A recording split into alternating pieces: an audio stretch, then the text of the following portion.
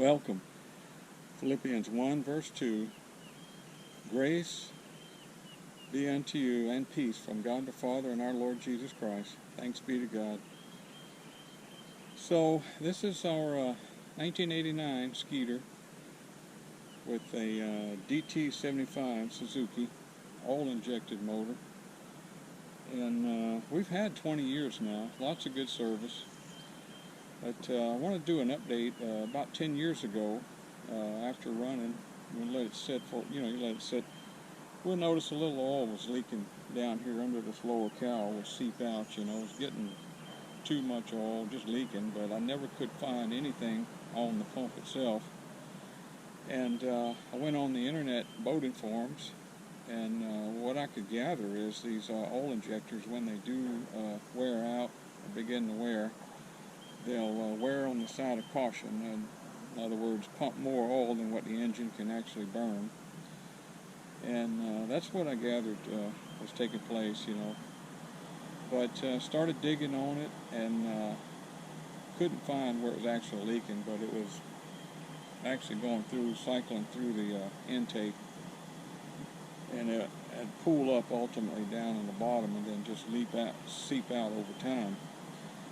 But what I did was end up pulling the motor down, and I did find the number 1 and 2 wrist pins had a little slack in there. You can hear them wrist pin bearings. So I went over to Powerhead Exchange in Tampa. I took it over there to them and let them do basically a rebuild on the power head up there. Pistons, honing out, new wrist pins, rings, and seal kit and stuff. But so I figured this give you guys an update. I mean, we're talking over 10 years, but 5 of those I was busy on America's Railroad there conducting and working them turnarounds. You come in, turn around, go right back out, And thank God for it, but I'm also glad it's over with too. So I ultimately, instead of buying a new oil injector, I just went ahead and bypassed that.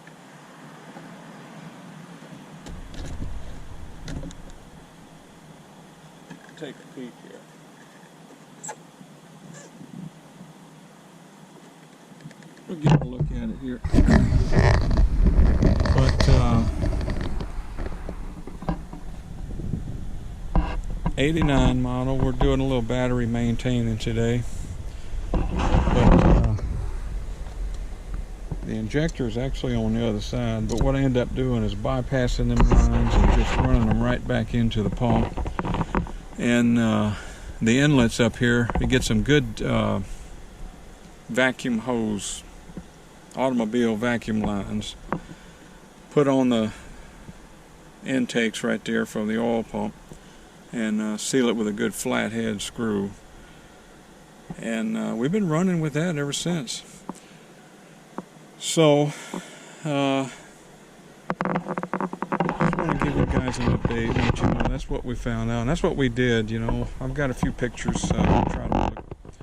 The pump tank is still on there, but the lines are bypassed right back into the pump. Just looped them back through and closed the intake ports for the oil, and then just run a 50-to-1 mix.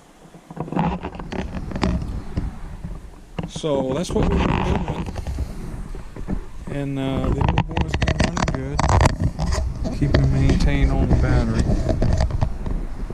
And of course we had to replace the trolling motor. That thing ultimately went out.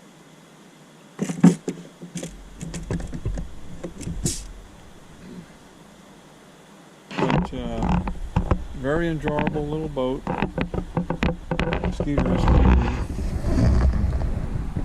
And give you guys some update because it's been just that long. So then again, we ultimately the old Eagle 4000 went out, and we put this on there. I've had this at least 10 years now, actually 20 years. But we replaced that thing, put it on there.